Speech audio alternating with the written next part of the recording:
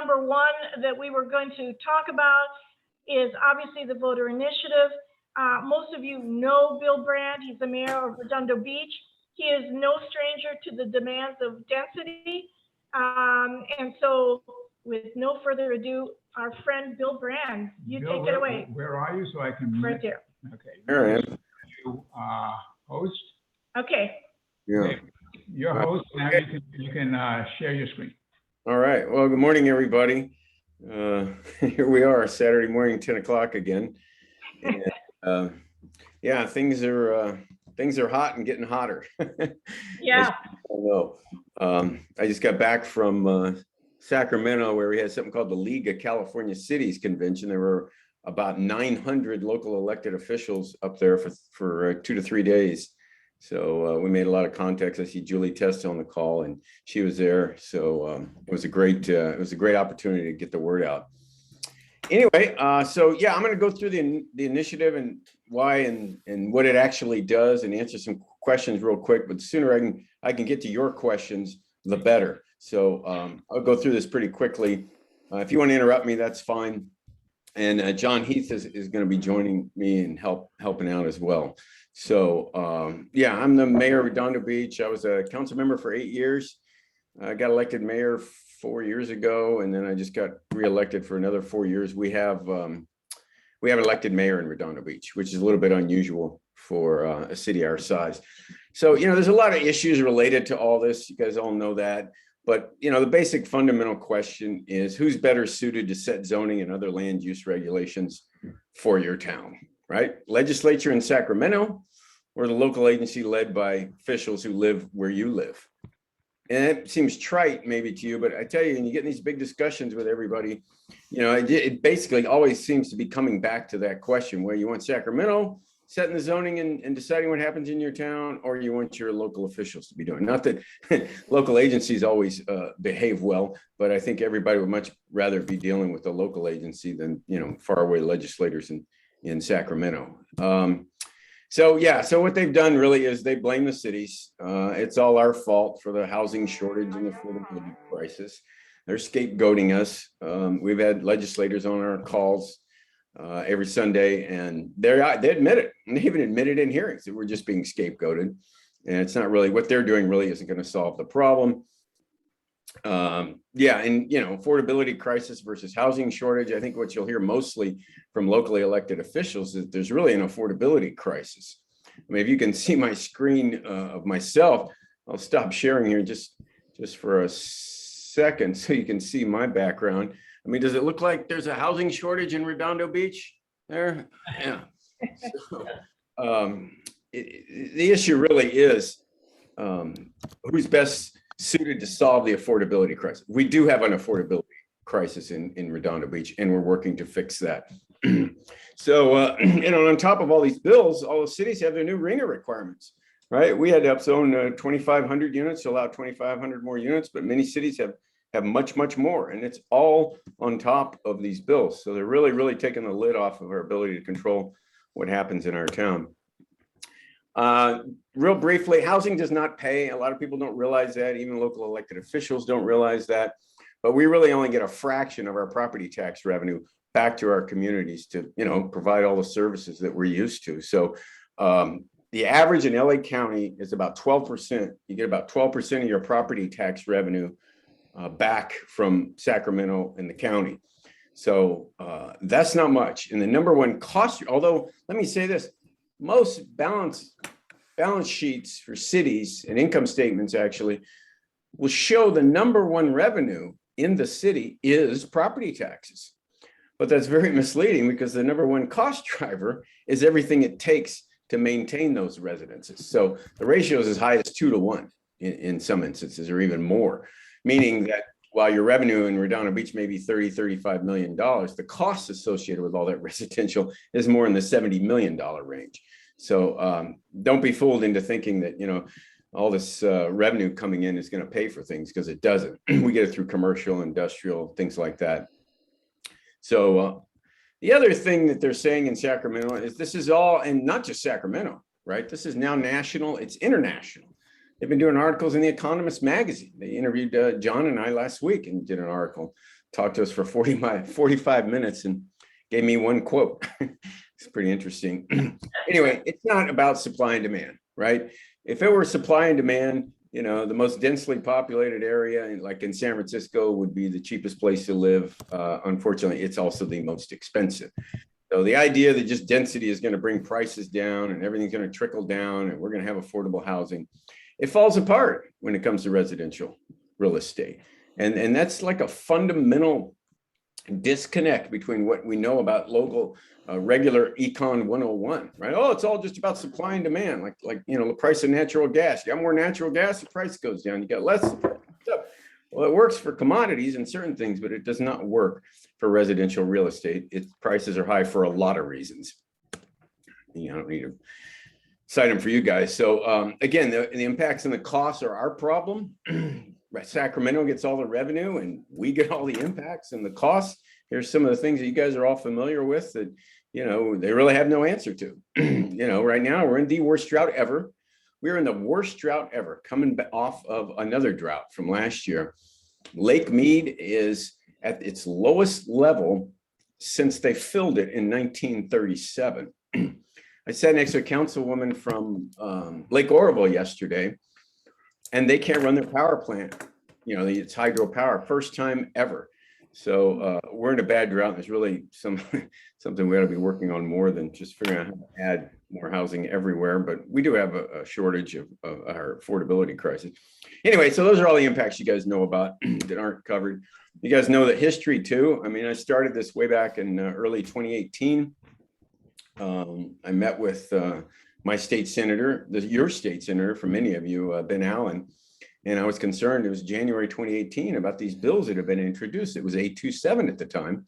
And I didn't know Scott Wiener, so he marched me into Scott Wiener's office. And we had a discussion for about half an hour with my colleague on the council about what this was about. You know, it's basically unlimited zoning within a quarter mile of a bus stop with no minimum parking requirements. And we were just aghast. And I said, by the way, where's the affordability component in all this? Since you're adding all this housing, I mean, we got an affordability problem in Redondo, along with many other places. And frankly, he just kind of looked at me and didn't have an answer and never did. So spin forward 4 legislative sessions, and here we are with SB 9 with no affordability requirements. So it's never been a priority, let me say that. And if he wasn't driven by the Building Industry Association, then it probably would be. That's my opinion. But anyway, you guys saw the bills that came through. They got defeated, but finally SB 9 and many, many others have passed. So what do we do now? We've tried advocacy, hasn't worked. I've been doing it for 3.5 years, very religiously, going to Sacramento, writing, you know, just everything. And it hasn't worked. But I got to tell you, early on when I met with Scott Wiener, this was clearly a long game for him. I could tell, you know, this wasn't going to be a one-off. This wasn't going to be a one session, get done what I can and move on to other things. And I will qualify that our legislatures do a lot of wonderful things. So I don't want to take away from that. But I could tell early on. So I thought, well, what are we going to do about this? Because I don't think the residents of California want Sacramento dictating zoning and land use all over the state. And I thought, well, as I dug into it, I realized the only thing that's really going to transfer the power back to the local community is a constitutional amendment. So started reading the Constitution of California. Anybody ever done that? Anyway, you get to Article 11, and that's where they set powers. And so, yeah, Section 4 is counties, Section 5 is charter cities, Section 7 are general law cities. I thought, well, we're going to have to write an initiative to amend the Constitution and have the residents vote on it. And I think they'll side with it, and then we'll transfer the power in that way. But that was 3.5 years ago. I didn't know what to do. I got with legislative counsel. A lot of people don't know this, but the lawyers who write all the bills up in Sacramento, it's called legislative counsel. And they actually have a process where anybody can have them assist them with writing an initiative. You have to petition them and describe what you're trying to do. So I said, well, look at that. I'll just do that. And it worked. They assigned me a couple of attorneys, and one was really, really experienced. And I told them what I was trying to do, and I wrote it up, a rough draft. And And they worked with me for several months, and all of a sudden, bam, there it was. They said, here it goes, Bill. And they sent it off to me, official letter. There's your initiative. And I said, well, thank you very much. And so there I was, just sitting there, little old Bill Brand with this initiative in the Constitution. And that was over 2 years ago, about 2.5 years ago. Anyway, as it spun forward to last March, I've been talking to my Assembly member, Almer Tsuchi, and State Senator Ben Allen, and Al's liked it. He's a very strong local control proponent. As you can see, he voted no on both SB 9 and SB 10. No, not no vote recorded, no. And he said, why don't I just introduce it as a bill? Bill, and I'm like, introduce it as a bill? Yeah, I'll make it a constitutional amendment. Can get on the ballot with a 2/3 vote of the legislature. I go, well, that's never going to happen. Because that's all right. It'll build awareness, and you can use it as a flag to wave around and talk about. So it became ACA 7. ACA 7, Assembly Constitutional Amendment 7. He filed it in March, and Senator Glazier up in the Bay Area co-authored it. Thank you, Julie Test and Susan Kendall. They pushed their senator to co-author it. So anyway, it became ACA 7, but obviously didn't get before them. And so now what it's going to be is a citizen-led initiative.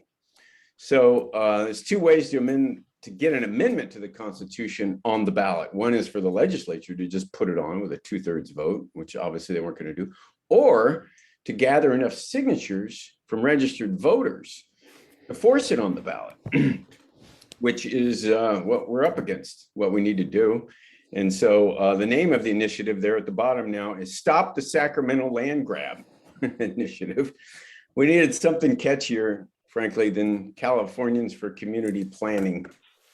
Some consultants told us that was a big yawn. You need something a lot more, out there and descriptive than what we were coming up with. So there you go. So we changed the name from Californians for Community Planning to Stop the Sacramento Land Grab, which is really what it is, right? I don't need to tell you guys what's going to happen. I mean, basically what's going to happen is when your neighbor's house goes up for a sale, you're not going to get a new neighbor.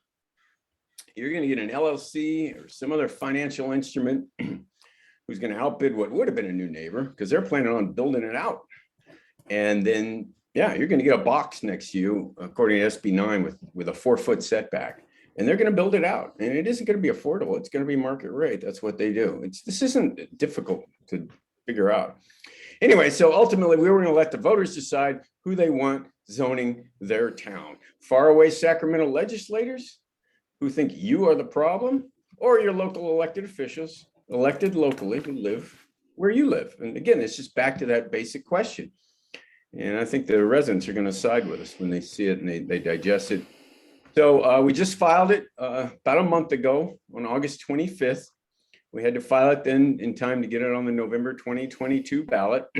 We're going to need over 1 million qualified. We're going to need about 1 million qualified signatures, which means we got to collect more than that because some won't be registered voters, a variety of reasons, called the default rate. And we're going to need about $10 to $12 million. I mean, I've had a variety of estimates, but if we just bought all signature gathers, I think we have to plan on that. We're going to need it quickly. This isn't something we can take a year to do.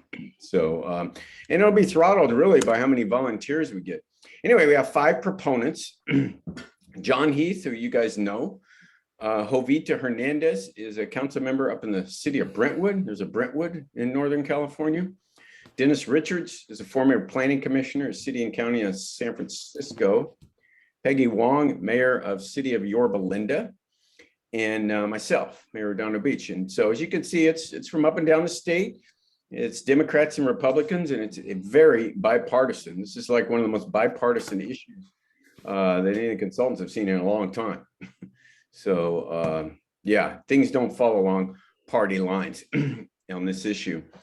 There's been several organizations formed over the last couple of years. You guys are one of them. Another big one is Livable California, which many of you know about, and they've got quite a following, and they're very followed by a lot of people up and down the state. I go on their calls as often as I can. Many of you know them.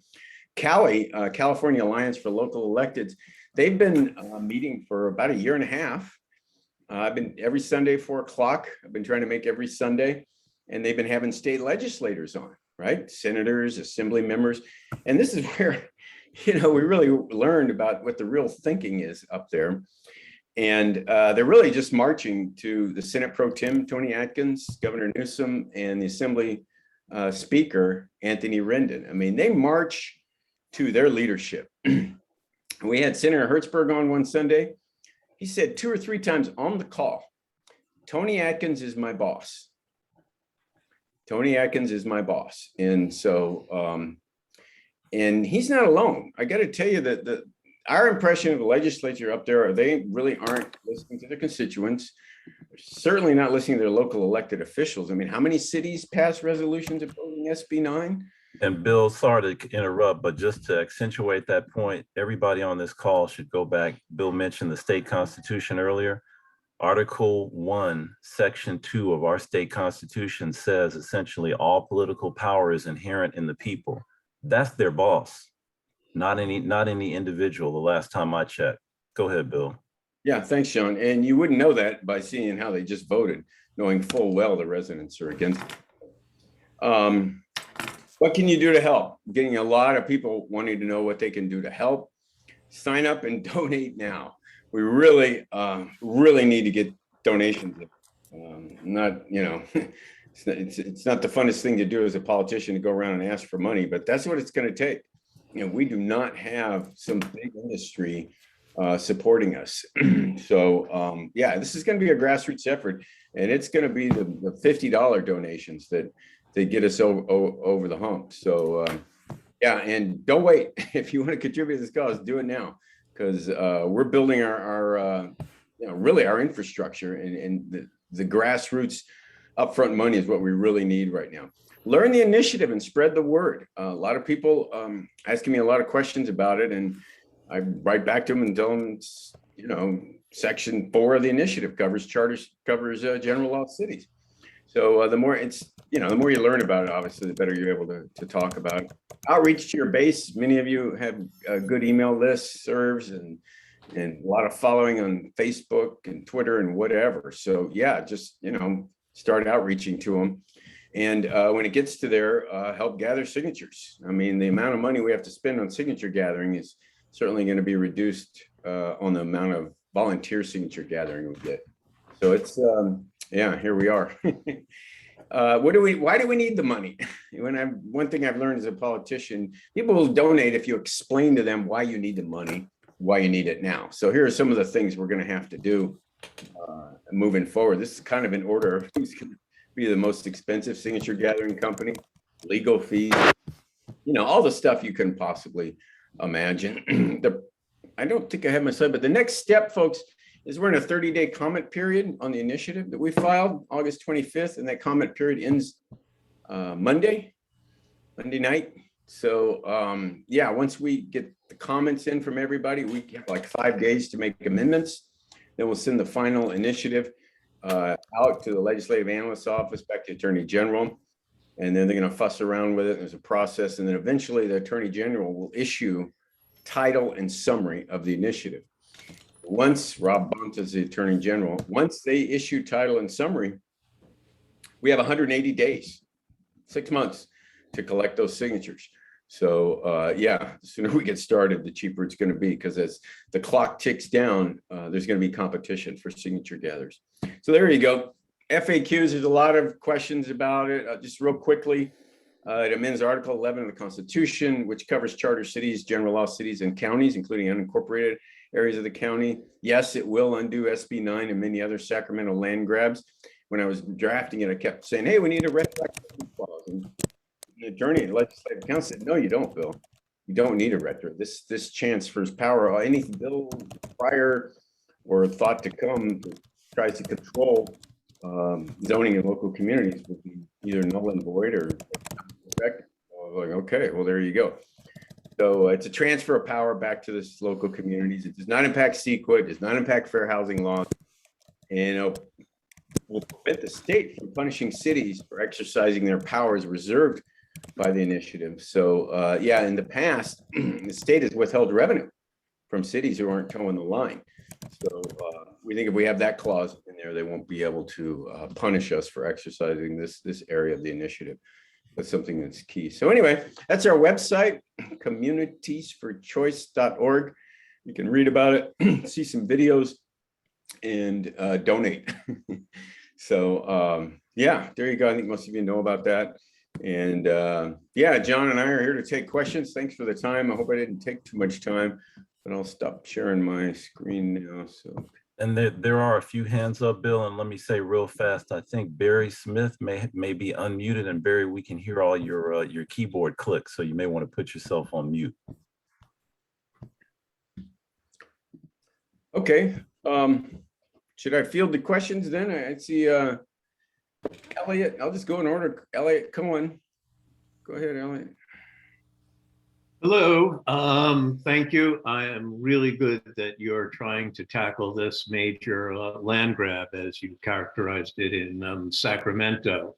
And it seems the demise, at least to me, of affordable housing in California was when Governor Brown, I mean Moonbeam, did away with the redevelopment agencies, and there was no government entity to, spearhead and finance affordable housing here. So, I believe this has to be a two-step, process. One, beat back Sacramento here, and in Encino, we're particularly irked at Jesse Gabriel, who voted for SB 10, even though the vast majority of calls we homeowners of Encino managed to get to him were not in favor of this here. He really defied the risk of voters. And that being said, I think as a group and a community, we really need to find qualified candidates to run against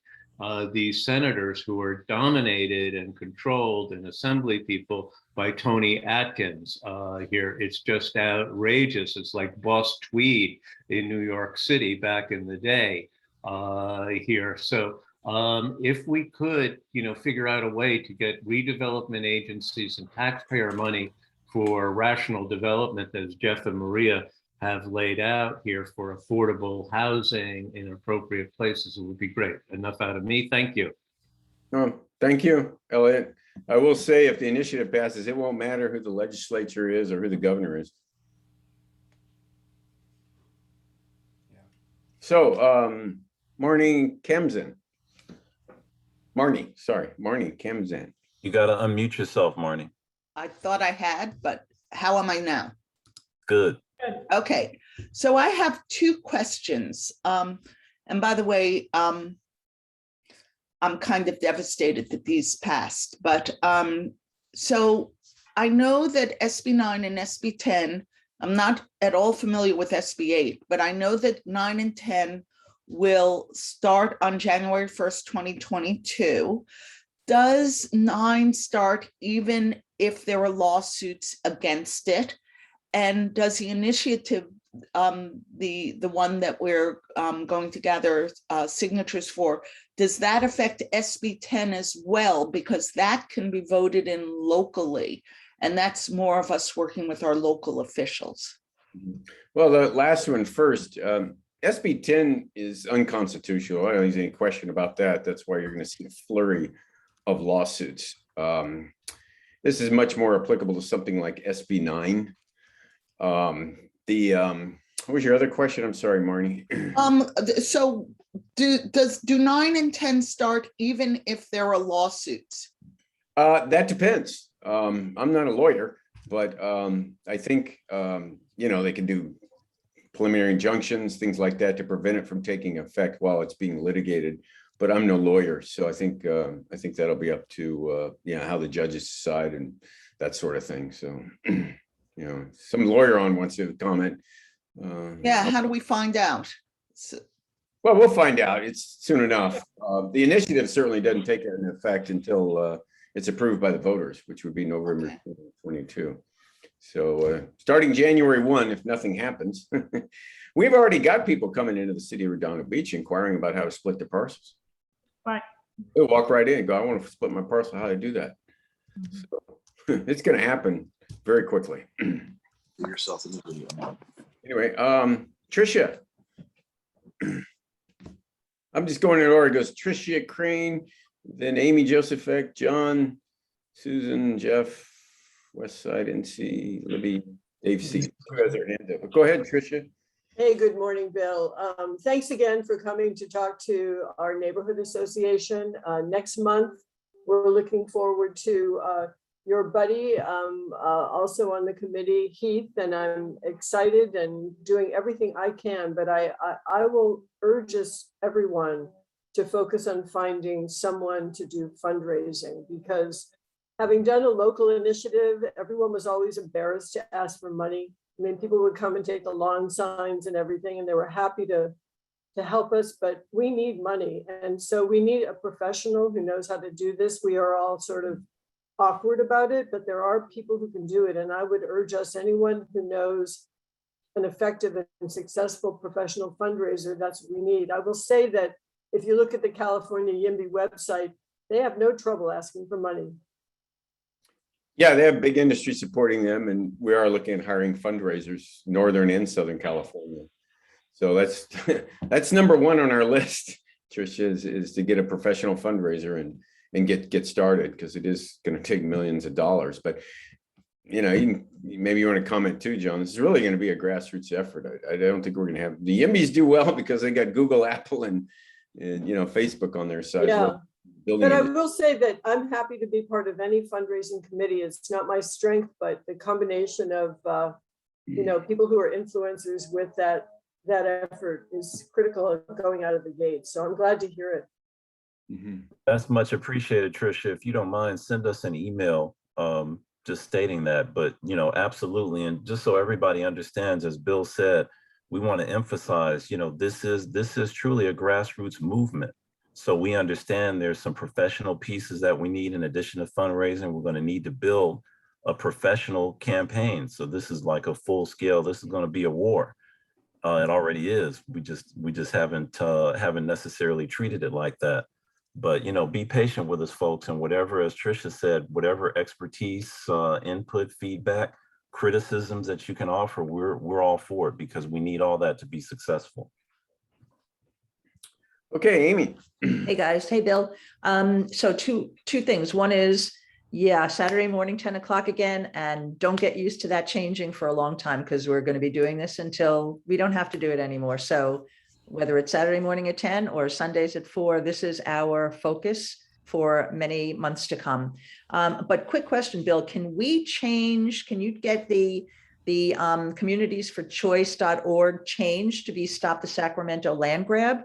Because it would be really great to have that focus and that phrase just drilled into people, and not have it diluted by having different titles. Yeah, Amy, one of that ties directly back to what I was just saying about how, we recognize there are some pieces that we need to put in place, including some professional PR, marketing, communication, messaging. I mean, all of that, what you're seeing is, as Bill said, this is organic. This grew up out of an idea that he had several years ago. And then, more of us got involved over time. So, trust me, we're on it, and we're working on all that stuff.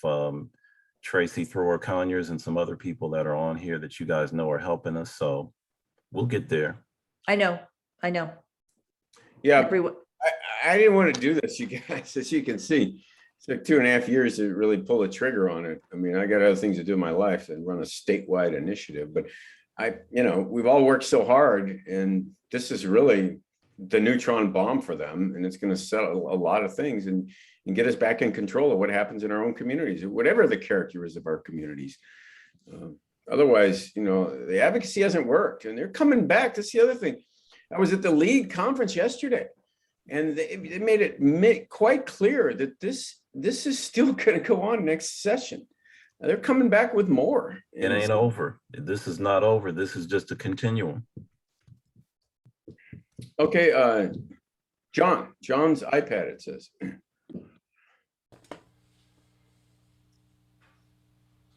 Yes, thank you. First, I think the initiative is a great idea, but I had a question, and one of the previous questions was, when does the law take effect and so forth? And my understanding is under the California Constitution, if you file for a referendum, kind of like what the bail bonds companies did, that if you qualify a referendum, the law is immediately stayed until the voters have a chance to pass on that law. So I was wondering if there was any consideration made to filing for a referendum, which would overturn, it would allow the citizens to overturn the legislation, and it would have the effect of immediately blocking the law until the election is held. So was there any consideration? Is that something that also may be pursued? Here's the issue with referendums, John, is that they're statute specific, right? You can target a specific law, but this, as Bill just said, we're very clear on what this is. This is an onslaught of bills. So there's not just going to be one particular statute. This is a whole sweeping raft of policies that we can track back going several years. So to counteract that, the thinking is, and again, we're not saying that the initiative and amending the Constitution is a panacea. What we're saying is there needs to be some clarity and some balance established between local government and state government as far as who gets to make these decisions and how that all should look. And again, ultimately, what we're talking about is who has the final say in this, us, the people, or the special interests that are running things in Sacramento. So that's why we're targeting an initiative, because we want a constitutional change to make it very clear that we want to see local land use planning and zoning with certain key exceptions. Obviously, we're not talking about CEQA. We're not talking about fair housing. We're not talking about power plants, telecom, and a bunch of other stuff you'll see that's already accepted in the language of the initiative. But when it comes to things like changing the zoning on all single family parcels in a community or a county or a state, you damn well better believe we want to see the people involved in that. And we think the best shot we have is at the local level. Some people have already pointed out, hey, my city's already gone nuts and they're talking about eliminating single family. That's a separate issue. I don't think there's anything we can do about that at the statewide level, but amending the Constitution to try to keep it at the local level, that's where this fight is headed. Did I say that right, Bill? Oh, yeah. And I'll remind everybody, often, well, not often, occasionally I hear council members saying they don't have a problem with these bills and they want to be able to do this. You don't need these bills to do this. That's what you want to do. You can do that with your local powers. You don't need Sacramento dictating it to the entire state. As far as referendums go, the problem is they'll just come back with something else. So I'm kind of surprised, and somebody may still file a referendum on SB 9, but we did a referendum in Redondo Beach on a local issue, and we got the signatures and they withdrew the project. And then they came back a year and a half later with almost the exact same zoning. And we had to do another referendum and we were successful. And that finally sent the clear message. But I hear you, John, you could do a referendum, but it's just, we'd rather take a bigger, well, we really just change the whole power base, just shift the power back to local communities, and then it'll be done without any of their ideas, current or future. Anything else, John? Was that answer your question? Yeah, that was I guess, is it possible to do both? Oh, yeah, absolutely. I'm kind of surprised somebody hadn't done a referendum on SB 9. I think it'd be successful. But again, it's a big lift. You got to raise a lot of money. You got to get going. And I just think if we're going to go through this effort, the thing to do is a constitutional amendment to transfer the power once and for all, instead of, referendum one bad bill. And there's something to be said. Thanks, John. There's definitely something to be said about concentrating and focusing our efforts, because, most, if not all of us, have day jobs that we do for a living. So we're volunteering to do all this stuff. So we only have so many hours and so much energy to put behind campaigns. So. Okay, Susan, my favorite activist. Thank you, Bill. I just want to say how amazing it is that we live in this time when we can connect this way through Zoom, and the good fortune that's kind of grown out of COVID-19 that we can have these kind of meetings. So, I'm happy to be on this call. A couple of things. One, Bill, I know you've been working on this a long time, and it is encouraging to see that we have some progress coming here. In conversations that I've had with a couple of people, it seems like we really need to have a campaign consultant for an effort that's as big as this. And I didn't hear you mention anybody who's working with your team as a campaign consultant. So I put that out there as recommendation number one. And number two is a question, So, you know. like you've assembled a team, but we haven't heard if there's team assignments, if you've got people working in particular areas like the legal or communication or fundraising. So it would be helpful, I think, to know how your team is structuring itself so anybody else might know how to connect with the team. And a third thing is just to say, looking at your budget, I didn't see you had any money for polling. But what I understand too is that once the Attorney General comes up with a title for this initiative and the language that will be put on the ballot, it's really important to have some money to do the polling on how the general public is reading the language of that. And if you don't have the polled numbers on that and continue to be spending like the millions of dollars, that the polling has to show that there's a good chance that the measure will pass. So would encourage, there to be that added number to your budget. Then two other things. One, when I looked at the budget that you're estimating between $8 and $10 million for getting the initial budget going, by my calculation, even stretching that out to November of 2022 and knowing you need the money before that, that would mean starting in October, you need to be bringing in $833,000 a month. So while it's encouraging to think that people would be organizing to raise $1,000 or throwing in, $50 or $100, the recommendation that I've heard others make, that you need to have someone who's really qualified in fundraising, and that actually if you had a campaign consultant, they could probably help with that as well. Susan, it sounds like you just presented your resume to join the team and help us put this campaign together with all that detail. You've obviously put a lot of thought into this, so I'll accept that as a resume submittal. But all that is duly noted. Obviously, as we just said, we recognize that this is going to require a lot of technical expertise that we're in the process of getting.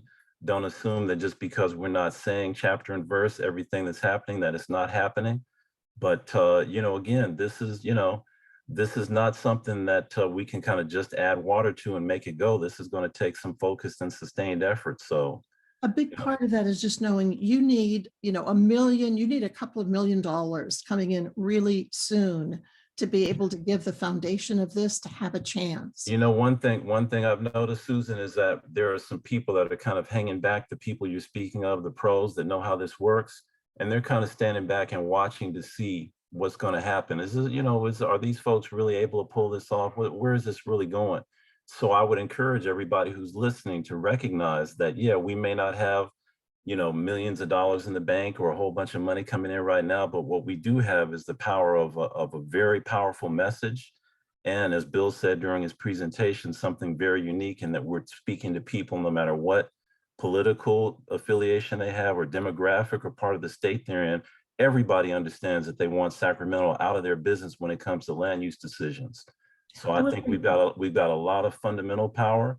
That doesn't necessarily mean we're going to be able to translate that into a successful campaign, but I think we got a pretty damn good shot at doing it. I want to mention one other thing related to the earlier part of today's presentation, and that was around legal means. That on Monday, there's a legal firm called Myers Nave that's going to be doing a presentation at noon, especially around Senate Bill 9.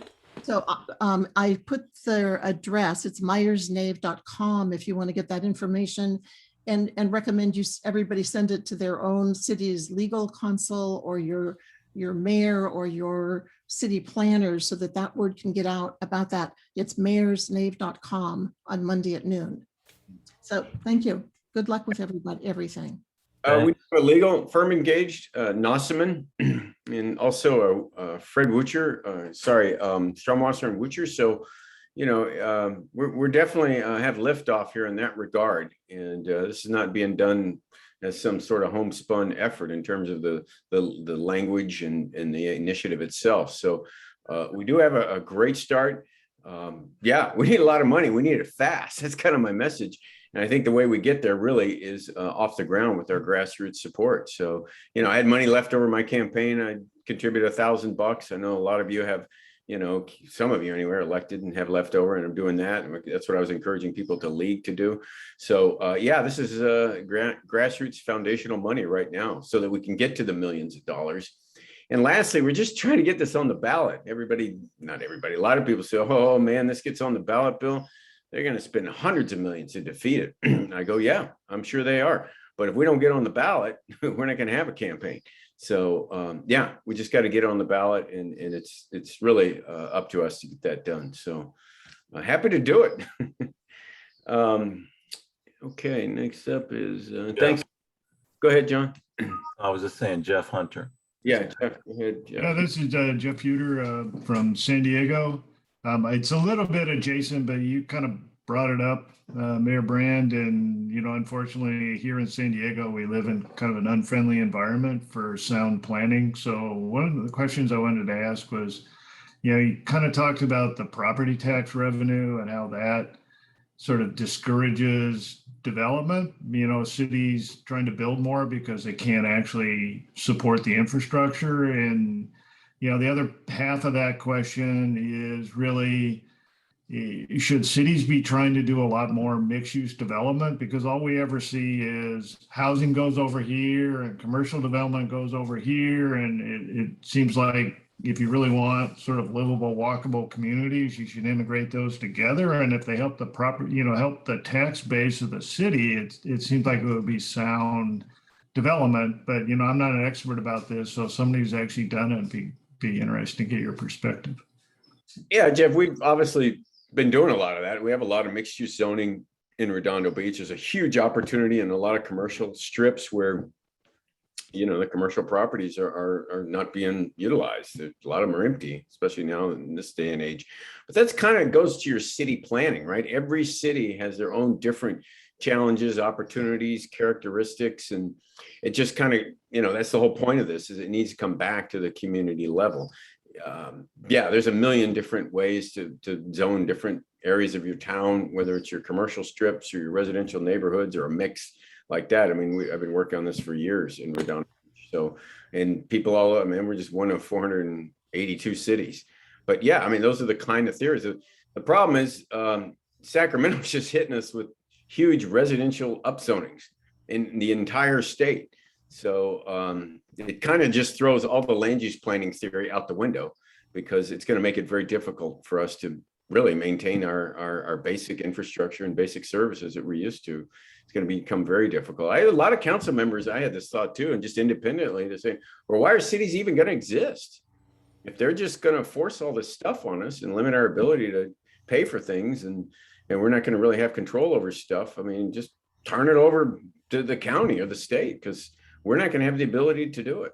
It sounds crazy, but if you've been in local government long enough, you start to realize, and you look at the budget all the time, you're like, wow, man, are we going to be able to do what we're used to doing? We're running a very small structural budget deficit in Redondo Beach before COVID.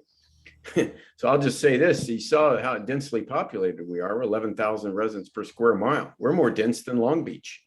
So if residential development paid, we'd be a very wealthy community. But the fact is, we have a hard time paying our bills because we don't get the money back from the state. And there's not an equivalent of the sort of the unfunded mandate that you can kind of push back on to say, look, if Sacramento demands this, then they need to pony up the money. Well, they'll never be able to pony it up. They really just need to let the local communities figure it out and stop sticking their nose in everybody's business with these broad brushes from Sacramento. And, we'll figure it out. And most every elected official I talk to is trying to find a way to get affordable housing in their town. Almost every single one of them. And so this idea that, we're bad actors out there and we got to beat up on cities because they're the problem. It's just folly. Totally. Yeah. Okay. Great, thanks. Bill, we have a couple more questions and then we can move on. Okay. I see Barbara and Libby, and then Corlin. We'll do Barbara, Libby, and Corlin. Okay, thank you. Just a few quick points. One, on SB 10, if it is challenged based on the unconstitutionality of the clause related to voter initiatives, will the measure still survive? Can that be severed off and the balance of the measure then remain in force? Question mark. Next, in addition to blaming cities, as we all know, Weiner and company blame homeowners. And I think they appear to be the shining knights in armor protecting and solving the affordability crisis and the homelessness crisis.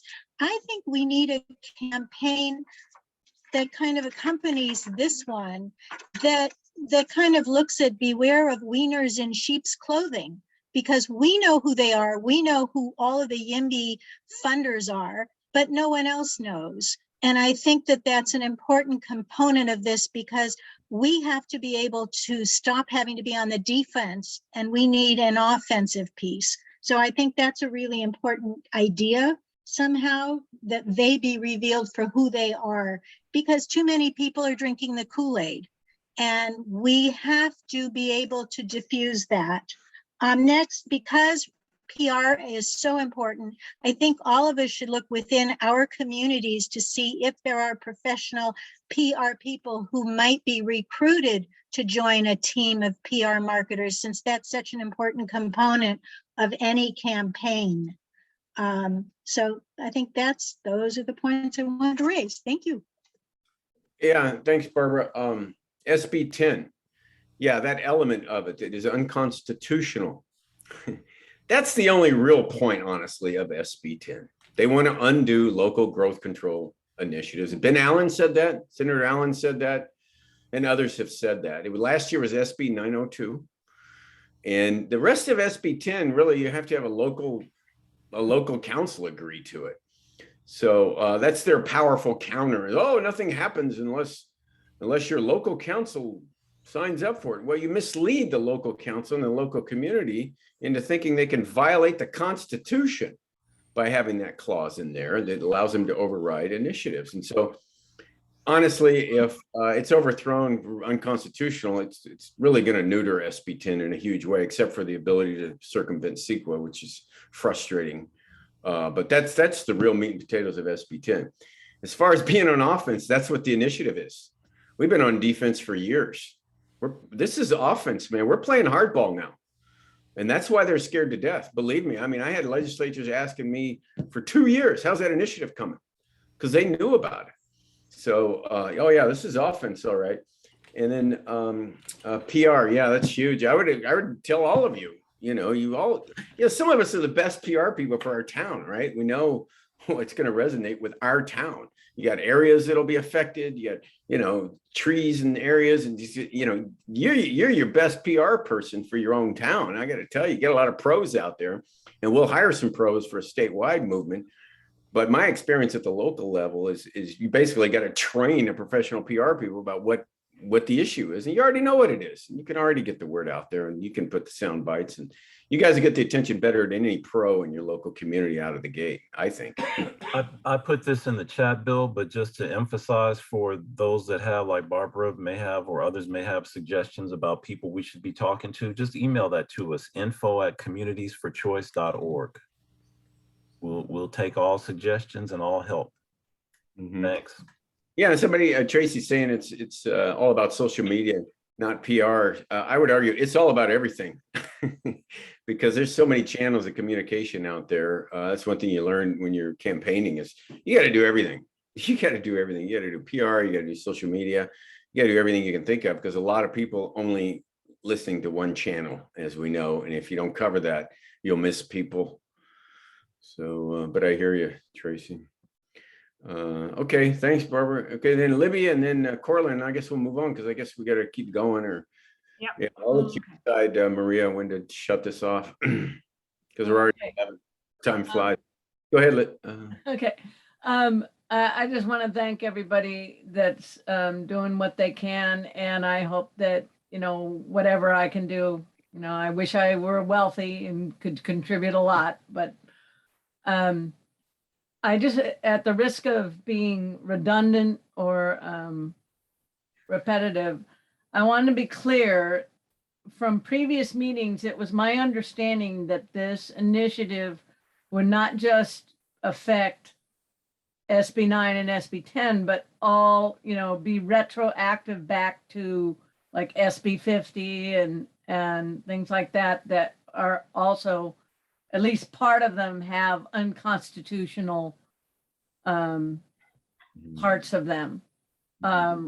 Is that not the case, or have I misunderstood, or what? I think, Libby, the way to think about this is what the initiative will do when it's adopted and amends the Constitution is it will enable charter cities, charter counties, and general law cities and counties to pass laws, whether it be SB 9 or 10 or, any other law dealing with land use planning and zoning that conflicts with state law. And it will allow, if there's a litigation over that or any legal action, it will allow the courts to look to the Constitution and say, oh, well, these local cities and counties actually are constitutionally authorized to override state law. And again, except for these specific exceptions, because we don't want to touch CEQA, we don't want to touch fair housing. There's some specific things that and that's what's so difficult about this, is because we're trying to build a campaign at the same time that we're finalizing the language of the initiative. The ideal way to do this would be raise a bunch of money, already have all the expensive lawyers engaged and working for several years, fine tuning the language, and then hit it with everything polished and smooth and ready to go. But of course, that's not what this is. So, but yes, your understanding is correct. That's why this is such a formidable weapon, and why it's, again, it's not, I'm not saying it's a panacea. I'm saying, as Bill said, it's really going to be a powerful weapon to stop this onslaught of constant attempts by Sacramento and their special interest masters to F around with our land use planning and zoning. And that's what we want to stop. Would it be appropriate or timely to have, to encourage our cities to endorse the initiative, or I don't know, Yeah, no, that's a great question, Libby, and I was asked that a lot. Like the last 3 weekends, I was up in Santa Barbara at the Independent Cities Association giving a presentation. Last weekend, I was at Desert Hot Springs giving a presentation to the contract cities. And this past week, I just flew in today from Sacramento. I was at League of California Cities. And I got to tell you, and I haven't found a local official, really, very many of them that aren't supportive of this and feel like this is the only place to turn, and they want to know how to help. And I tell them, well, when we get title and summary back from the Attorney General, then we send the initiative out to every single city and have them pass a resolution endorsing it. So, and they were, yeah, okay, well, let us know when you get title and summary, which will probably be the end of October, around there. So we'll get title and summary the end of October, and then we'll have 180 days from then. We as citizens, we could write letters to our council, encouraging them to, support this. Yep, letters to the editor, all that sort of earned media is important too. You write a letter about this, turn it into a letter to the editor and a letter to your council. But back to your question, Libby, about it's just every single housing bill that you read, SB 9, you name it, says this is of state interest. And this overrides charter cities and anything else. It's got a clause in every single housing bill. And that's the importance of this initiative, because it transfers that power back to the cities. And that will now be null and void if the residents of California approve this constitutional amendment. By the way, SB 50 obviously died. You might not know that, Libby, that died, became 1120, and then it became. I get all the numbers mixed up. I don't know which. The one in your area that's important is SB 35, because they're using SB 35. Right. They bastardized that, and the people, particularly in Cupertino, are really upset about it. So I won't get into it, but yeah, there's a lot of bills that will be undermined by this. Okay. Okay. Hey, Bill, can you just call on one more person and don't forget to make us hosts again, please? Sure. Corlin. Hi, Bill. Can you hear me? Yeah, loud and clear. Okay. Is there going to be a dedicated Zoom meeting on the initiative instead of going through these other groups? In other words, just one Zoom meeting or repeated Zoom meetings just for the initiative? Well, that's what this is. No. This is going through, wait a minute. This is going through, what is it called? Maria's group. In other words, a Zoom meeting specifically for the initiative without talking about affordable housing and other subjects that people are interested in. In other words, just dedicated Zoom meeting for the initiative. Yes. Huh? There will be more than just Zoom meetings. There's going to be a full-fledged campaign. So again, you know, be a little patient with us, folks. This is a process. This isn't something where we can just start the engine and go from 0 to 100 and you know, straight out of the gate. We're ramping up, we're building up the infrastructure and the support systems we need. But when we're ready to roll that out, you will hear from us, and we'll be reaching out across United Neighbors, Livable California, every network that we have to spread the word statewide about what this is. So what you're saying is there may be a dedicated Zoom meeting specifically for the initiative? No, in the future? I didn't say there may be. I said there will be that Okay. plus other things. So just stay tuned. You'll be hearing All right. about it. I'm listening. Thank you. All right. Thank Okay, you. all yours, Jeff and Maria. Thanks for all your good questions, you guys. They were great. Bill, thank you so much. John, thank you. It is a topic we need to stay on top of. Thank you so much for your time to And be we'll here. keep supporting it. Yep. Thanks, everybody. Really, Okay, we're gonna go you're gonna make back. it happen. Yeah, we have to make this happen. And to everybody's point, yes, we have to focus on this initiative, and we will support it. But I also want to make sure that as far as United Neighbors is concerned, there are other issues that we also have to stay focused on, and re-engaging with our legislators is what we have to do while they're home. They're home and we can talk to them. And I have to say that SB 9 has always been troubling to us because we always thought that this was a bill that was going to promote institutional money. And we know that this is a huge problem. We know that there are big players out there like Blackstone and Deutsche Bank. This is a global problem. They are buying up a lot of single-family neighborhoods. You have all seen these articles that talk about the huge amounts of money they are investing in buying single-family homes. The California State Teachers Retirement System has actually formed a $1 billion joint venture to invest in build-to-rent sector. We have $4 billion by the Lennar Company that is going to buy single-family homes and townhouses to turn into rentals. And all of that all these people are competing with individuals who are trying to buy homes.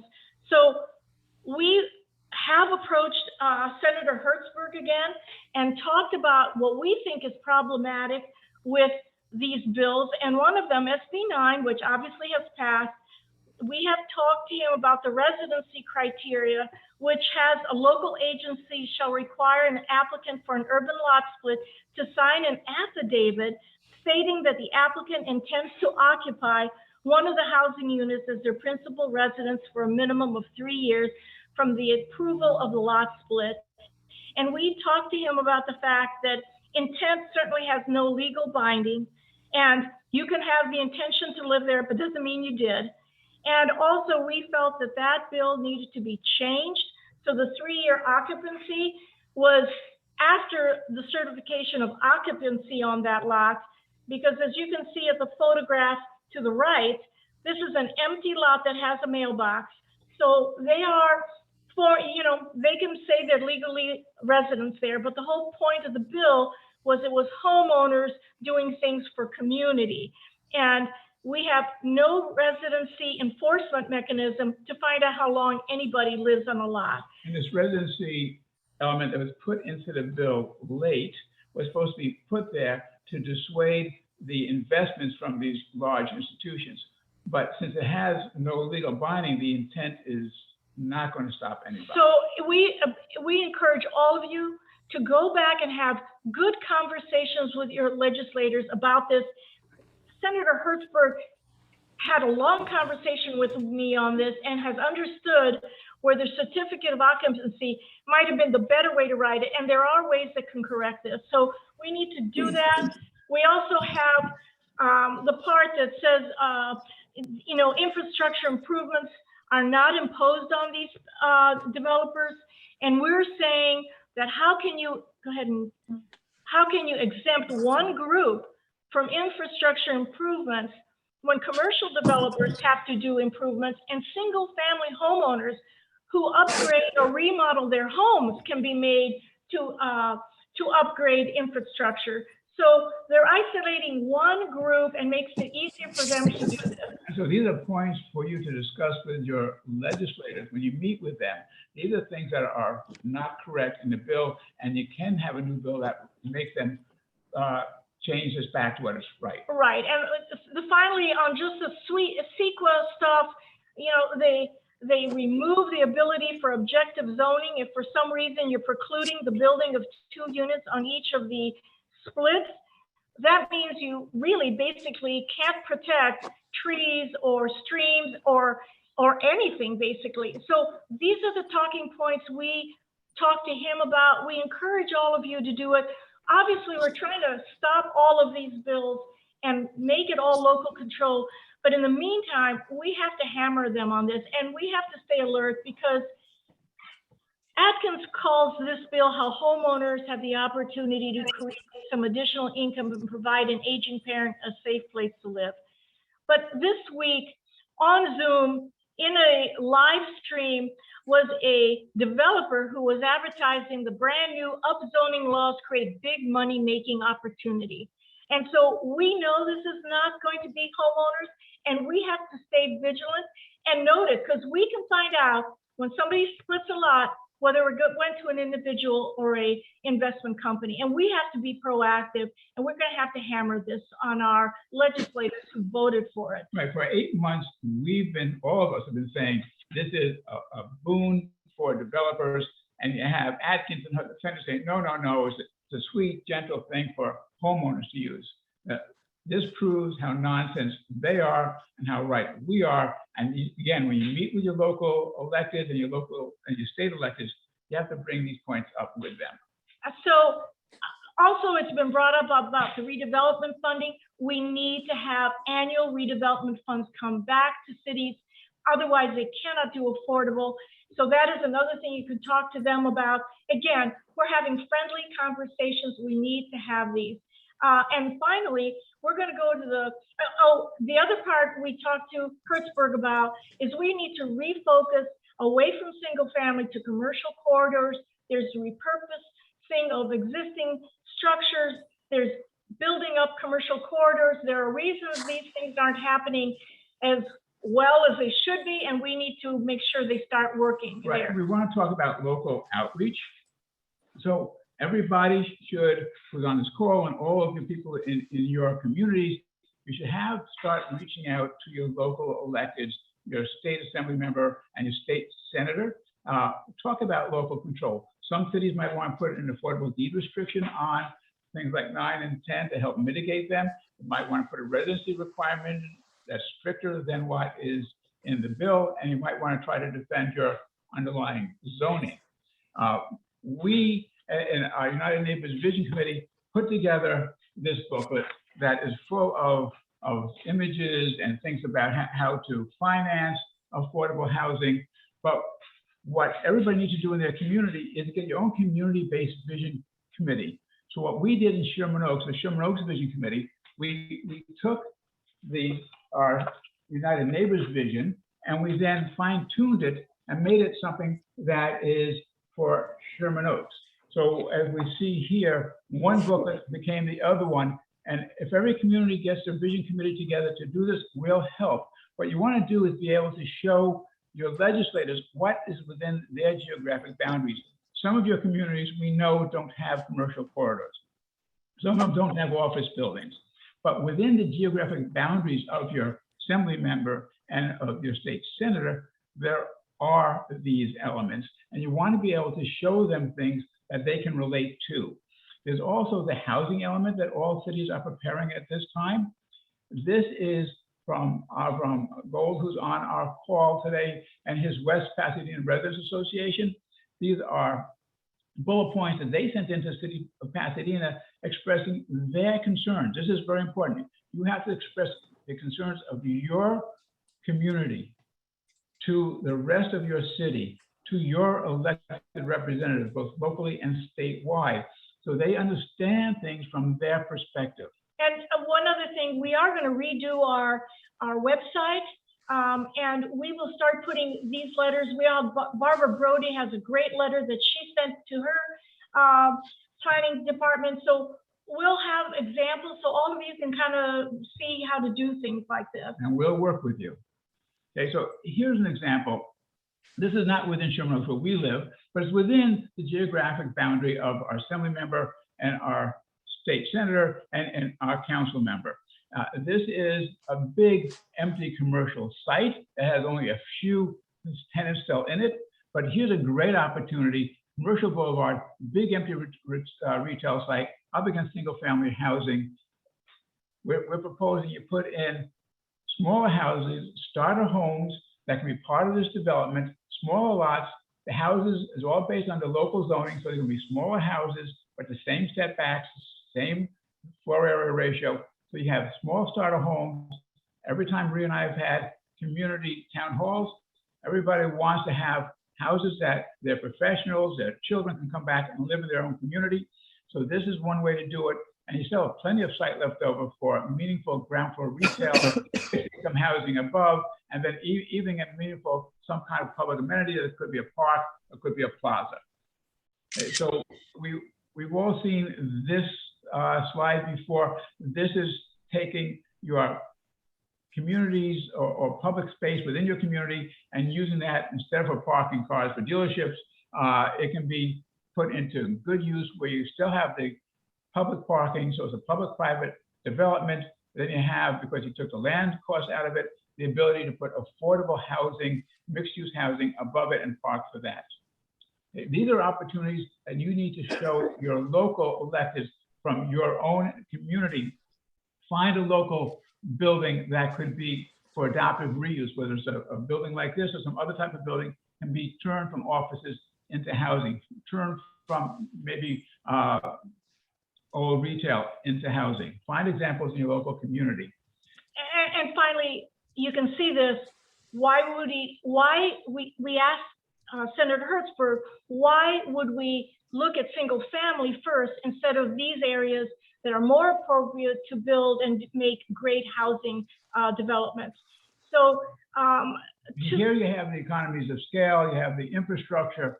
Why leave it like this when you can turn it within existing zoning in Los Angeles, turn it into something as rich and as vibrant as what you see below, so you can actually have a great place to live, shop, dine, walk, turn your community into something wonderful and beautiful.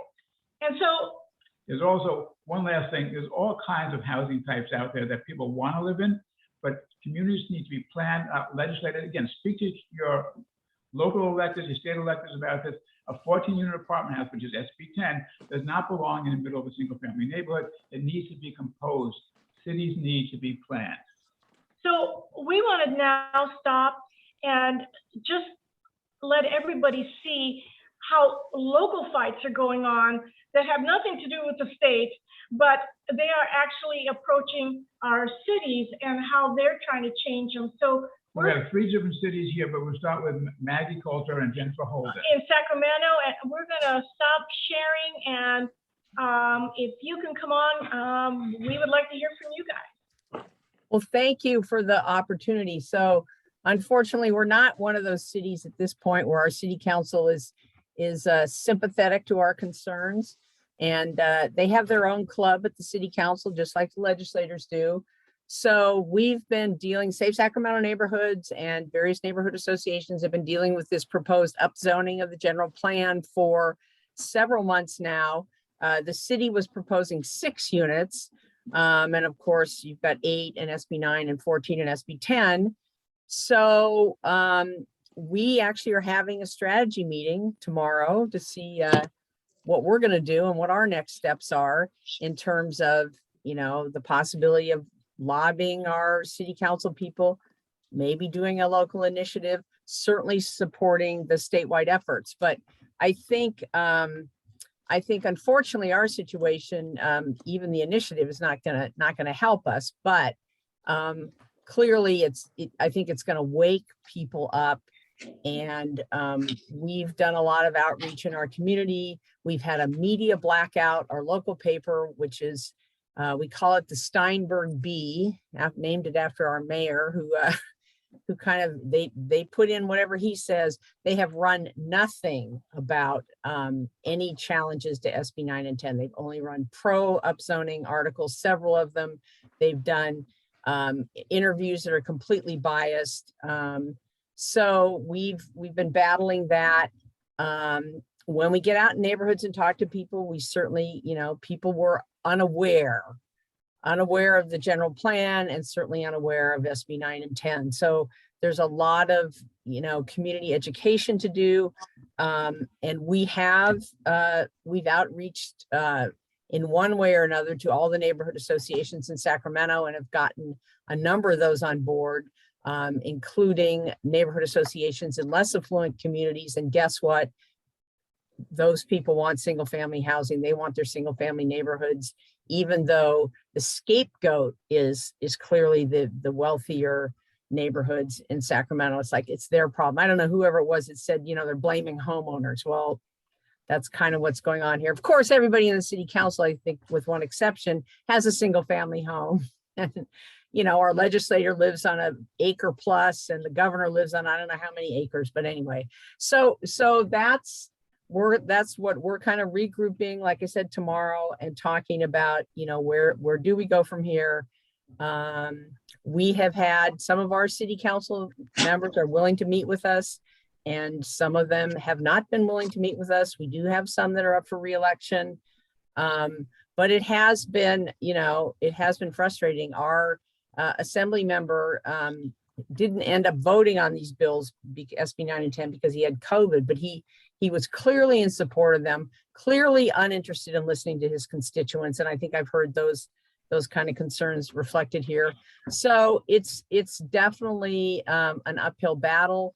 I think that the initiative has the potential to really wake people up. And I think, unfortunately, it may take a few very bad developments done under SB 9 and 10 before people go, uh-oh, no, we don't really want this, but which is going to be harmful to those neighborhoods. So anyway, that's a summary of where we are. We've been doing this campaign for months. We've gotten, we've leafleted in the neighborhoods.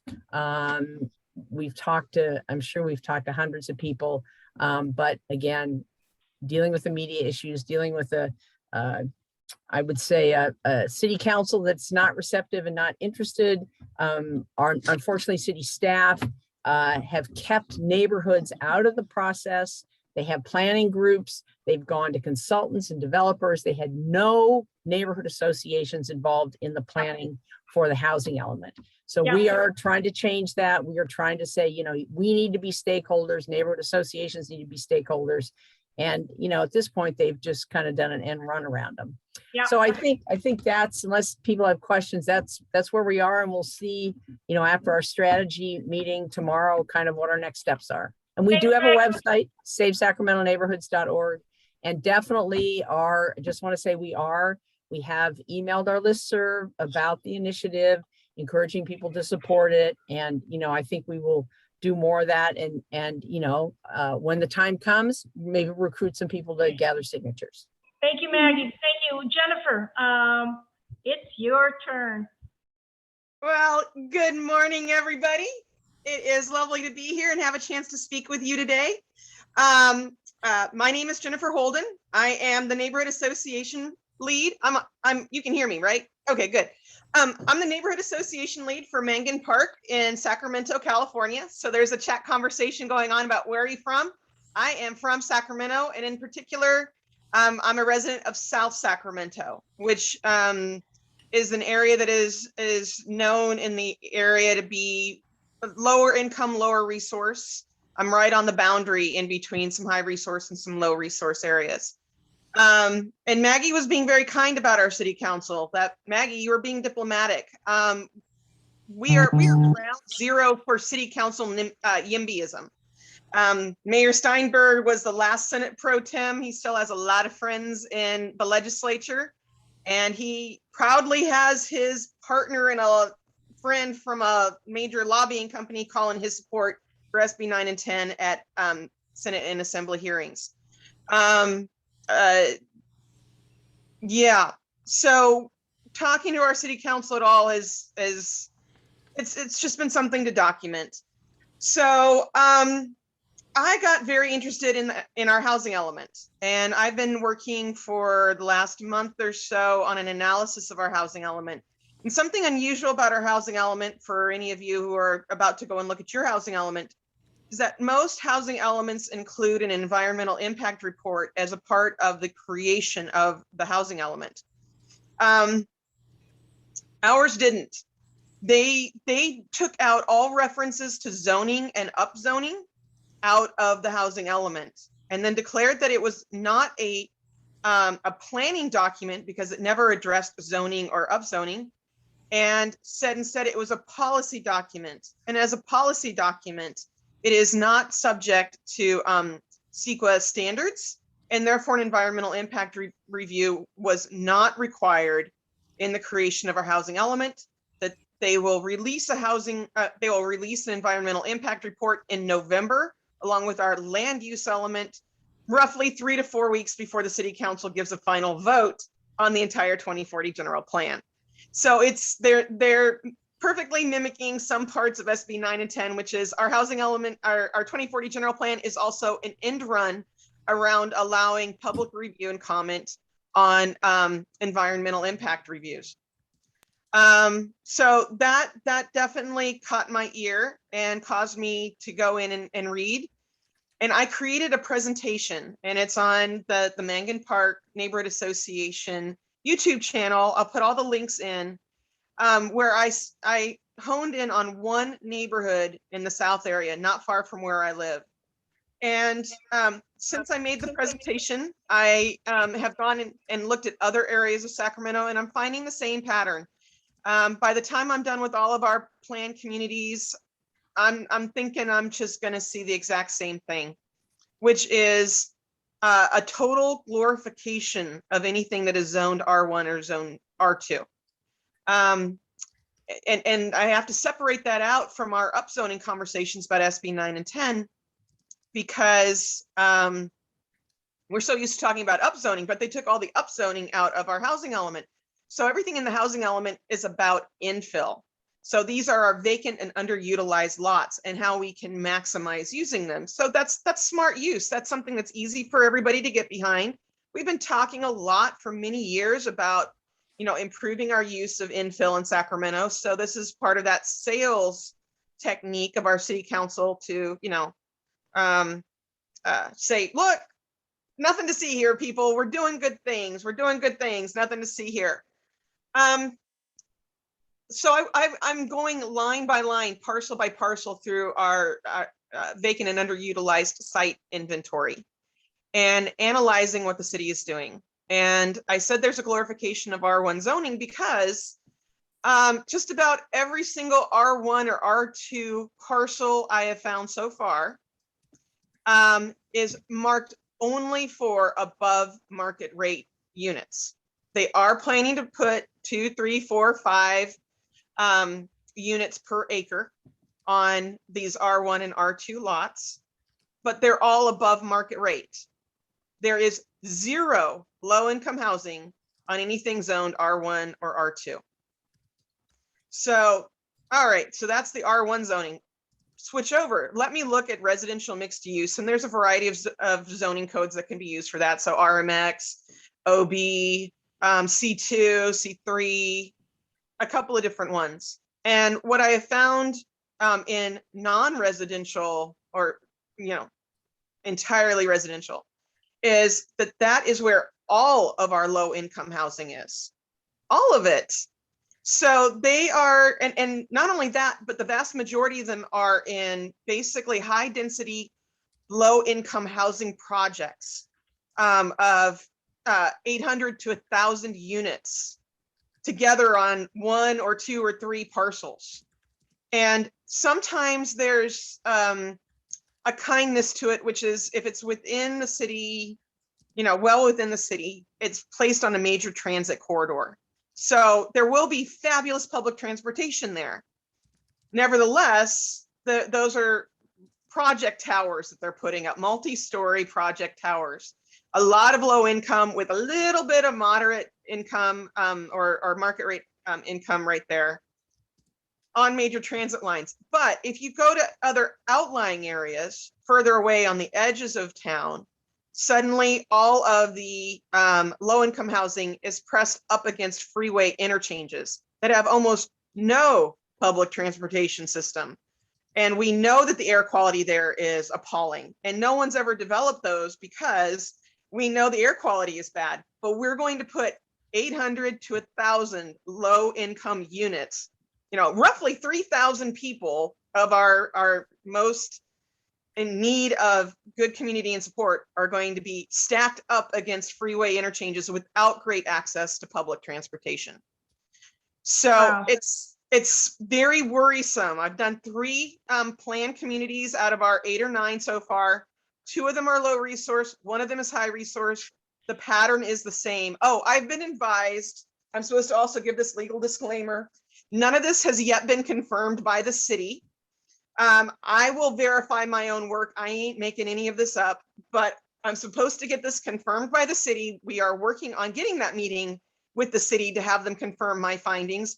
They are already being very wiggly and trying to get around actually talking to me. They're trying to talk to everybody else and not the actual analyst herself. So I'll keep going until they talk to me and they look me in the eye and say, yeah, we have this plan where, you know, if it is off of major transportation corridors, if it's got clean air and open space and sunshine, rich people get to live there because that will be market rate. And if it's in some part of town that's kind of dirty and noisy and congested, we'll really pack the poor people in there and tell them that we've done them a favor by creating so much low income housing. But we know that those high density, low income towers are failed social projects. It's wrong. It is also the exact opposite of what the city council promised us when they started creating this housing element 9 months ago. They promised us integrated price points. And there, I cannot find a single low income infill development being proposed next to a high income unit development. They're never do the two meet. The rich people are in one spot and the poor people are another. And just to justify it, they put a little market rate in between. Wow. So Wow, Jennifer. I'll wrap that up. I'll get you all the links so that people can follow my work, see what else I do. When I have it confirmed, I'll let everybody know. I also hope that it serves as an instructional tool to help any of you who are out there looking at your housing elements. And they're daunting because ours, it starts at like 78 pages for our housing element. Then it goes into a sites inventory that's 700 or 800 parcels long. Right.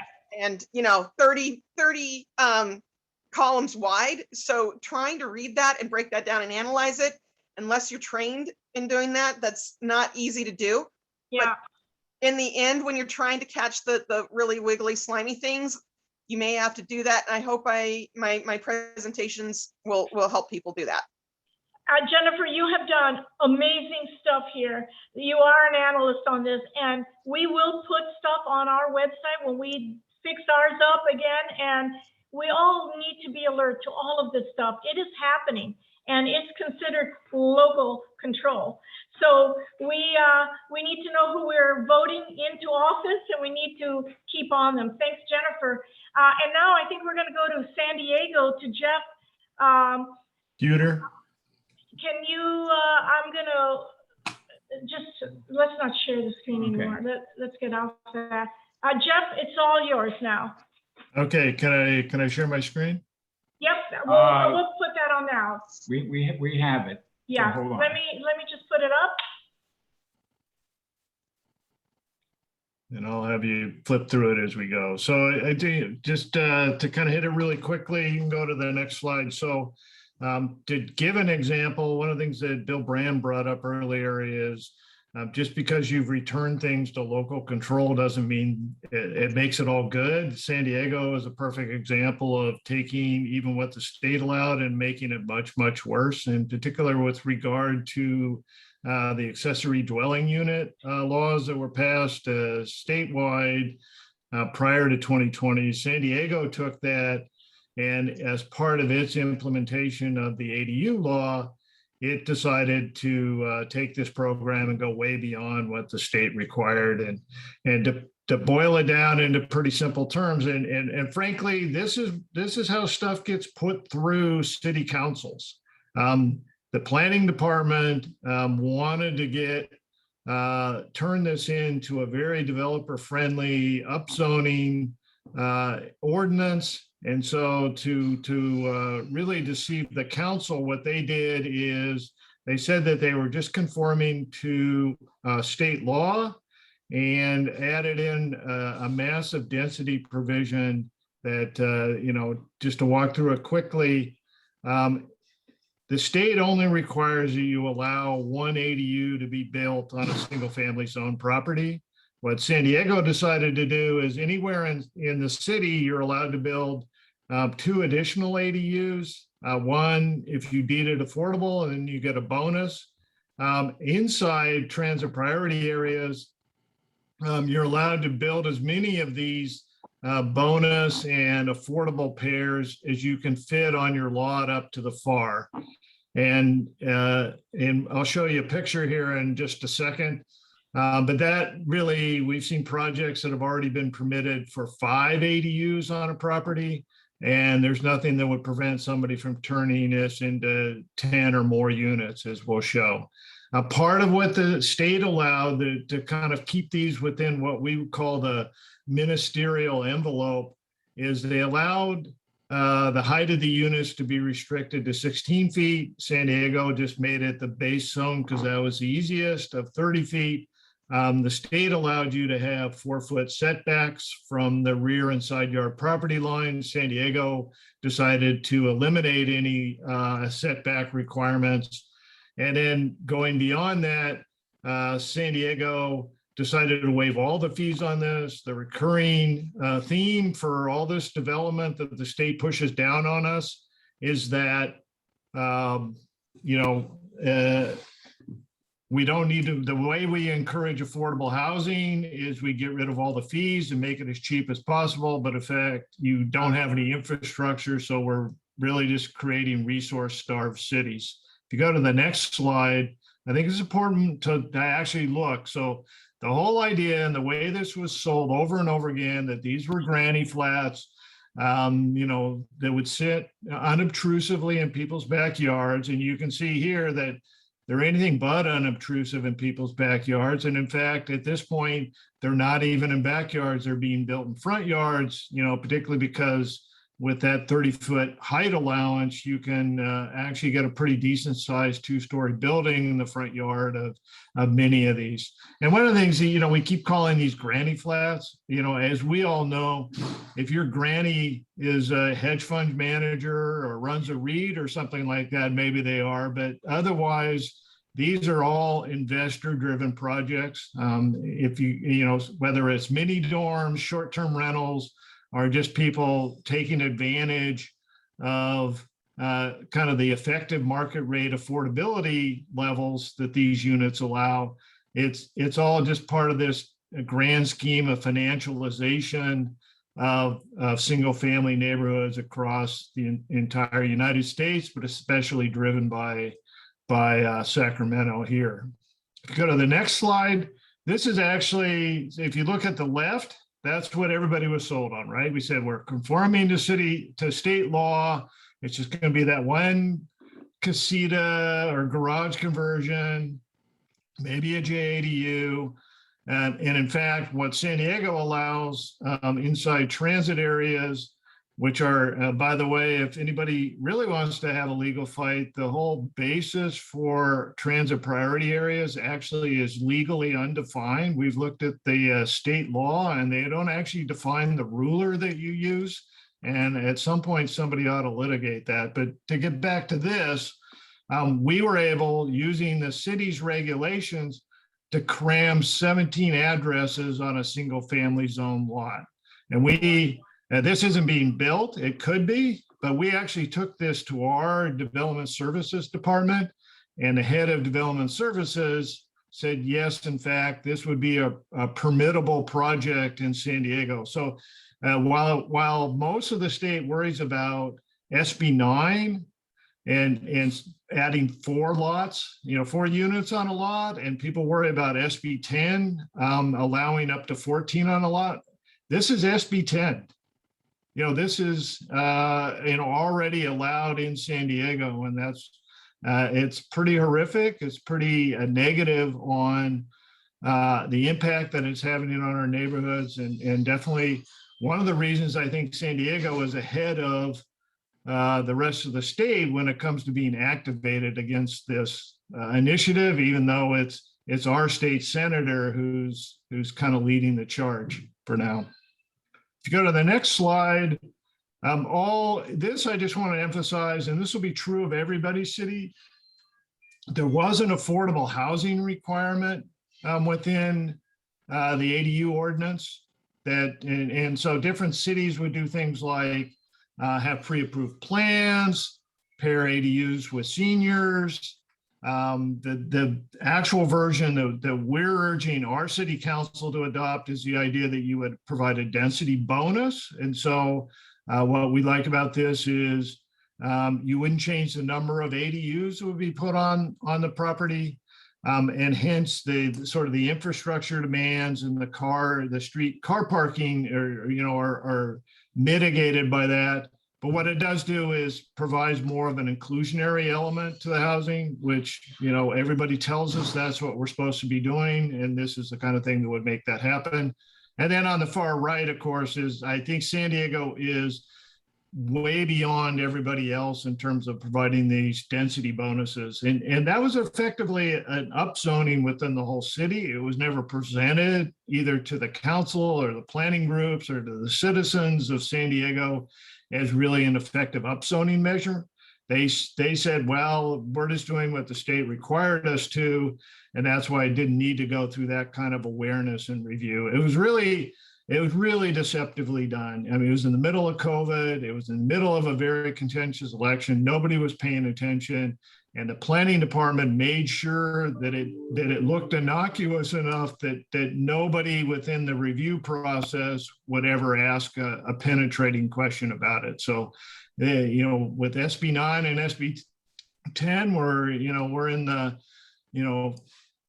fool me once, shame on you, fool me twice, shame on me. And going to the next slide, we're activated and we're going to be very aggressive about taking the issue back to the city council. One thing about SB 9 is it provides a fresh impetus to be pushing back on these policies. In particular, as we've said, 4 means 4. Tony Atkins swore up and down when we were going through the process of enacting SB 9, and people here know and the analysis of how ADUs might fit into that.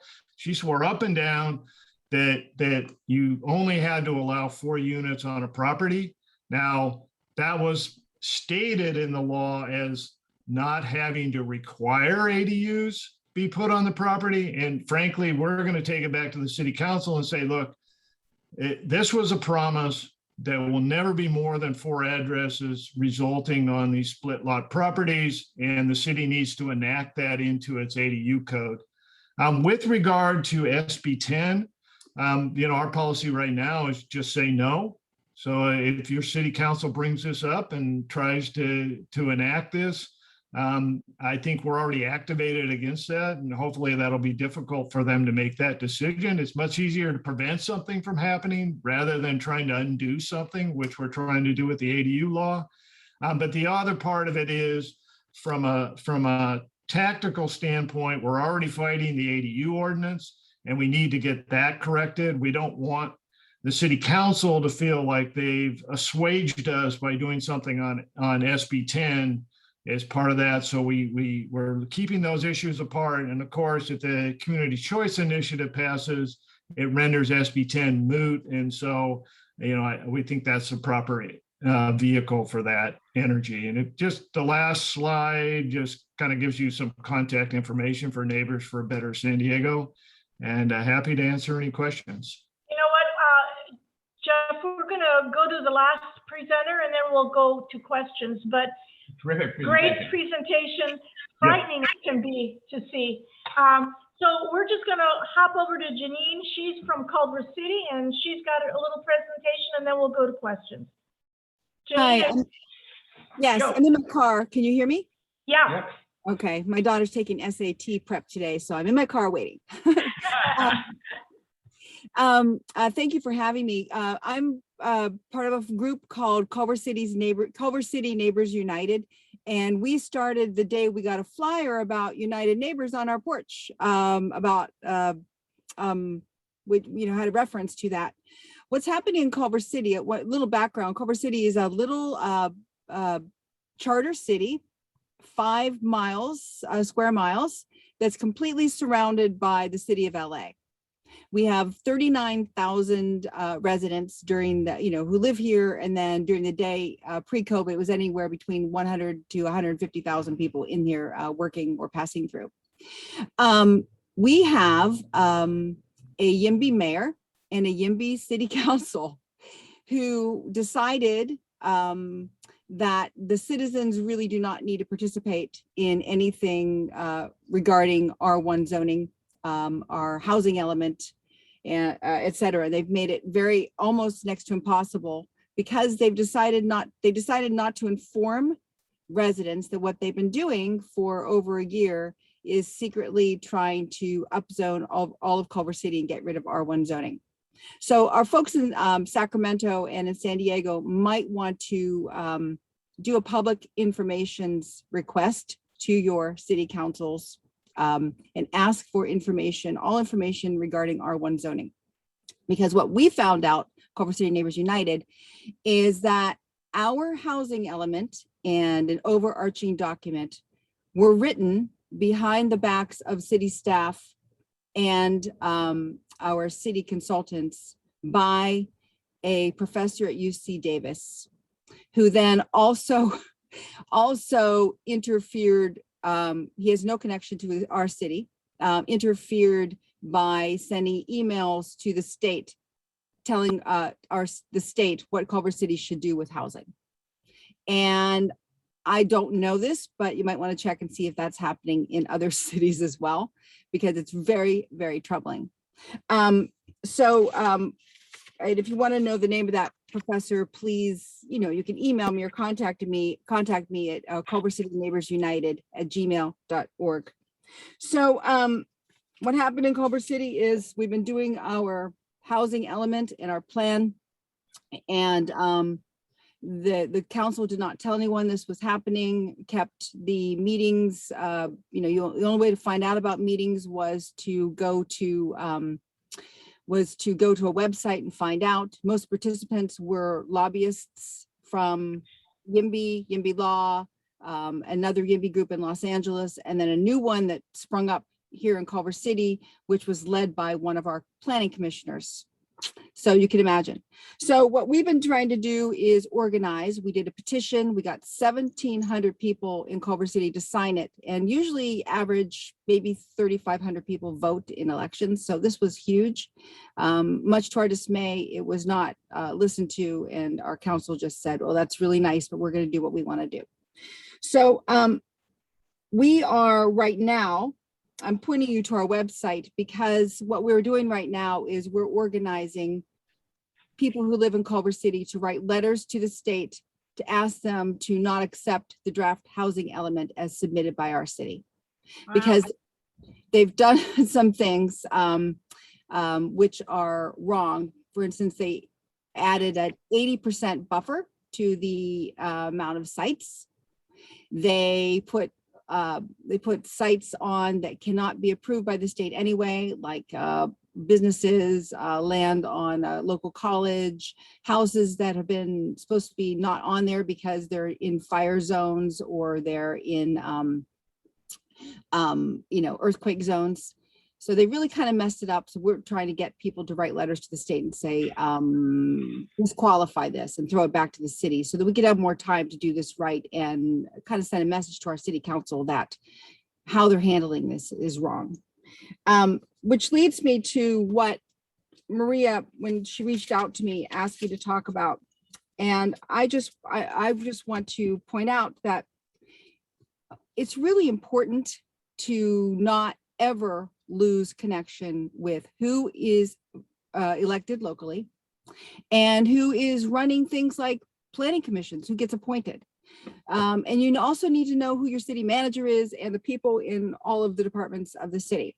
So if you don't already have this already, please start a small group of people who care about housing and other issues, and make sure there's at least one person who has read the agendas of all the meetings. And then make sure that people come to the meetings, and then make sure people comment at the meetings and write letters to the editors so that people are informed, because cities will just keep buzzing along without informing people that things are happening.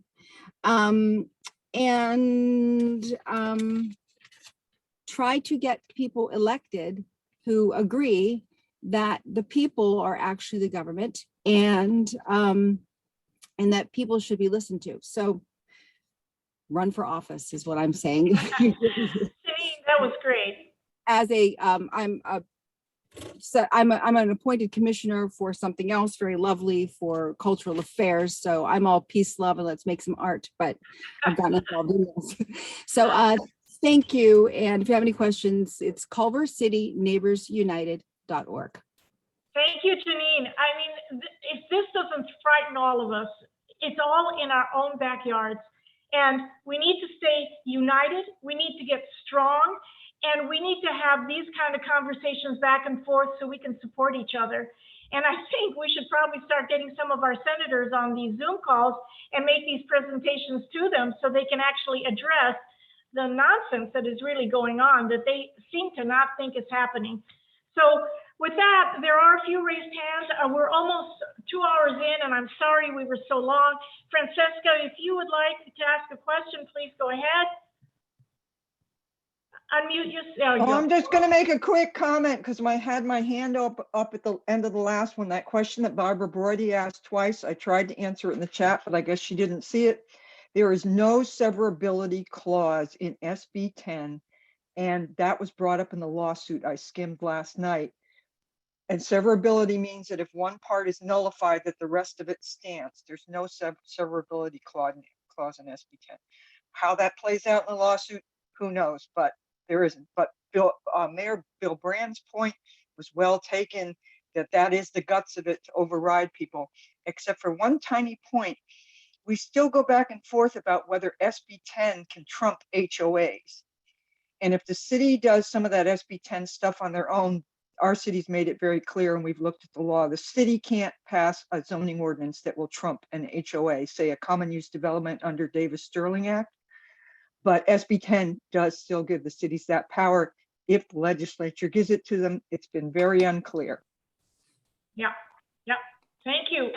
Yes, the ambiguity of these bills is stunning. Julie Testa, do you want to unmute? Yes, I'm sorry, I'm here. Yes, a couple of things.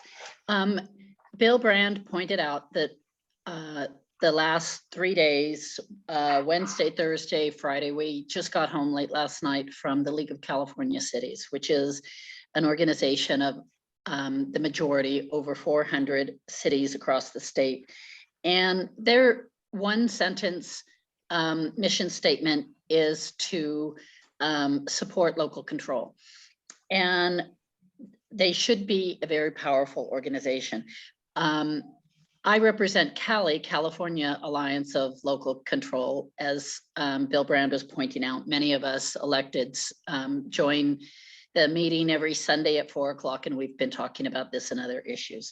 So at the League of California Cities, we, CALI, along with other of our partners, that very credible partners that we align with, submitted a workshop proposal. We were denied to represent the position that we're talking about today. And instead, I just wanted to share, I thought it was relevant that they had one workshop on housing, tackling the housing crisis role of local leaders. And guess who were the guest speakers? Vice Mayor Daniel Lee from Culver City. You just heard what's going on in Culver City.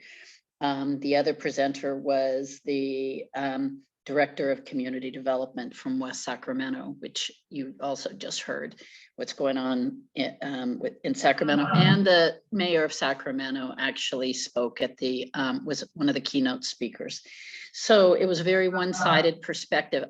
One thing I want to share that was hopeful was that after those speakers, because we had not been given a platform, we created our own, I will say, and we were successful in doing so over the 3-day conference. But Bill Brand stood up in response to the very pro SB 9 workshop that was happening. And Bill Brand spoke to that gathering of elected officials and said basically what he's just said to you all today. And there was a huge applause. There is a pent-up frustration from local electeds, and they don't know where to turn because they're not seeing an opportunity to share the type of discussion that we're having here today, because the official conversation narrative is very controlled. So I did put in the chat our email for Callie. Please ask if you have a friendly elected, please ask them to join our group. Ask them to come and speak with us, to join us, because we are working very hard to change the narrative. We are working hard to change the narrative with League of California Cities. We've over the last year had some limited success. So, and we did take over. We very much, Bill Brand, myself, and a team of about 30 other local electeds took over that conference over the last 3 days. And we circulated information and literature that we had been, there was an effort to prevent us from sharing. And we touched an awful lot of people and got an awful lot of support from local electeds. So I'm just reinforcing what you've heard today, how important that is to connect with your local electeds. My very last thing is, I think the most important thing that we all need to do is continue the wonderful town halls that United Neighbors started and got going. I'd love an update from Maria. I think that is going to be our best effort of really changing the narrative and reaching more constituents. So we're all in it together. Thank you, Julie. Perfect. Mark, do you have something you want to say? Yeah, thank you very much. This has been fantastic. Just quickly, the newly elected council members in Santa Monica are going to be tabling an initiative or a resolution asking the city that joined the West Side Cities Council of Governments lawsuit against the RHNA numbers to basically stay the RHNA process. And the basis of that lawsuit and the basis of the discussion of the council is going to be about the fact that the process was very incorrectly done at a high level. Very interestingly, the local YIMBY representatives, Abundant Housing LA, actually sent a letter to the Santa Monica City Council back in March stating that the council in their land element was not to use any of the SCAG numbers because they were actually not city specific. And so therefore they were completely unreliable to be used on a housing unit basis. Well, that's the entire structure of the RHNA allocation. So what they were saying is the entire RHNA allocation process is basically completely incorrect. So I'm going to be joining in on that, and commenting. But it's just food for thought. I'm going to put in the chat the language and the link to the city resolution that's on the city's agenda. But I think that would be another kind of low-hanging fruit should other cities join this lawsuit. Anyways, I just wanted to put that out there. But the YIMBY acknowledgement that these SCAG numbers were not to be used basically decimates the entire RHNA allocation process. And I have a copy of that letter, should anyone be interested. Thank you. Thanks, Mark. Thank you. I mean, this is what I'm saying. We've got amazing people on this call in our community, United Neighbors. We need to all step up and really fight hard. The last hand up, Libby, and then we'll close and be done. Libby. Okay, hopefully real quick. Is now a good time for us as citizens to ask our city councils to opt out of SB 10? Can we do that now, or do we have to wait until after January 1st? Does anybody know? You know, I don't know. This is what I'm going to talk to Jane Usher, who was the lawyer that was on early. We're going to get all of this stuff together, and then we'll send it out for all of you to know when you can do it, when you should wait. We'll get a timeline. She's amazing. So I'll get that working with her. Okay, thank you. Thank you. And so this concludes our meeting. United Neighbors does need to grow, and I need help reaching out to a lot more homeowner, neighborhood, and apartment groups. So if any of you are willing to help me, we should actually split up into areas: Northern California, Southern California, Central California. We need to reach out. So anybody interested in doing that with me, I'd love it. We need to be ready in January to have a bigger group. And we will keep you informed And how on. do they help you, Maria? Should they send you an email? Yeah, send me an email. You all have my email. And thank you all for amazing work and amazing knowledge. And Barry, I meant to have you speak because you've done amazing work up there in Northern California as well. And we will use more of you in some of our meetings so everybody can get used to each of us and we get to know each other really well. Thank you all. Thank you very much. Let's keep this going. Bye. Thank you. Bye, Tricia. Fabulous. Thank you. Bye-bye. Thank you all.